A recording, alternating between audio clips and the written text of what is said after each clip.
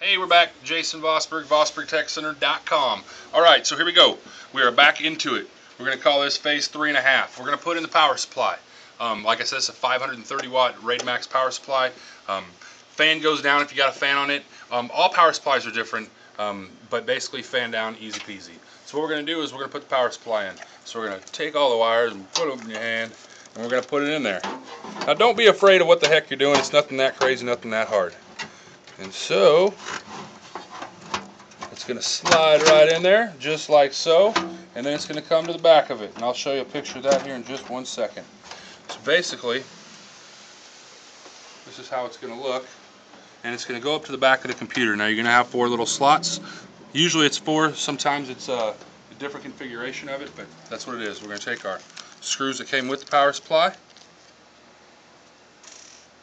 and we are going to put the power supply in. So we got 4 of these bad boys.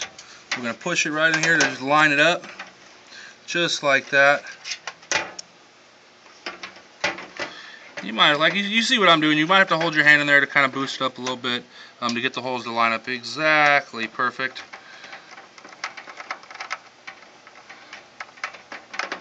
And this one you want a little snugger than your motherboard, okay? But we're just going to lock one in place for now. And we'll go cross pattern over here.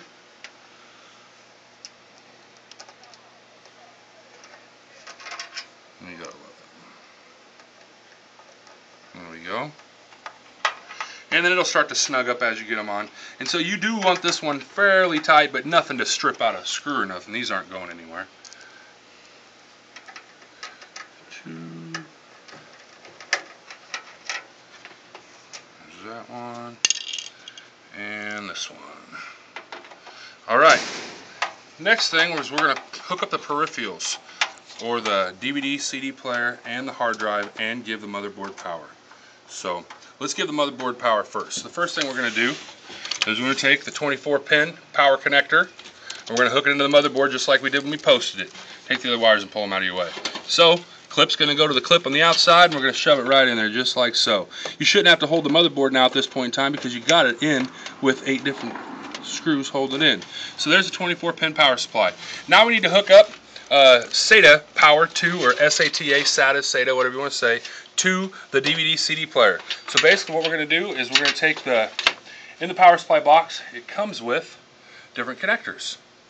Power supply box, it comes with different connectors. And so this one, of course, that's the SATA power. And so we're going to plug this right into here. I'm going to plug it into SATA power. It's not it. This is it. And you see they match up. Easy peasy. Clip to clip. So you're just going to plug it right in. Bip.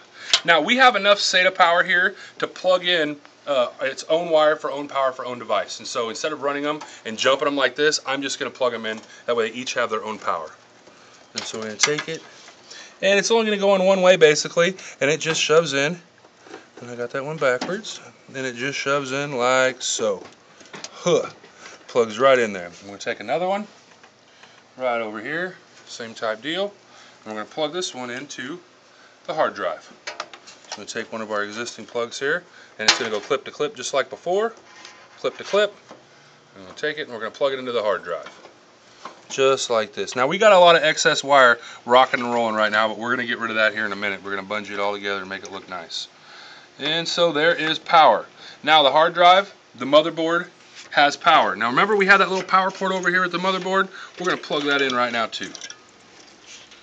These right here. And just pick one of them. Some of them have 2.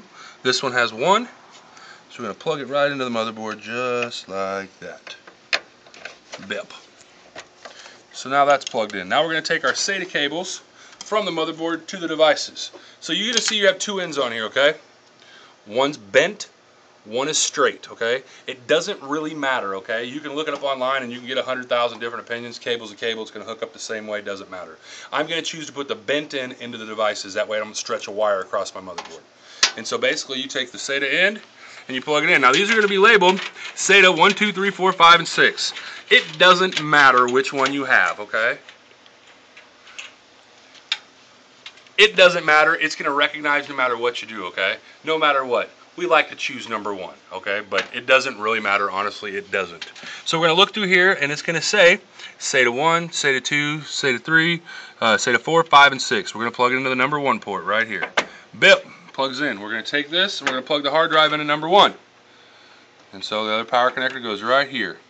Just like that. We got one more device plug in like that. We've got our DVD CD player. We're going to take the straight end again. We're going to hook it into SATA 2. But once again, it doesn't matter. It'll recognize either way. And we're going to take the end and we're going to put it right up in here.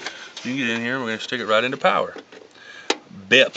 So now what we have done, we have given the motherboard power, we've given and hooked up our hard drive and our DVD CD player to power and to the motherboard, okay?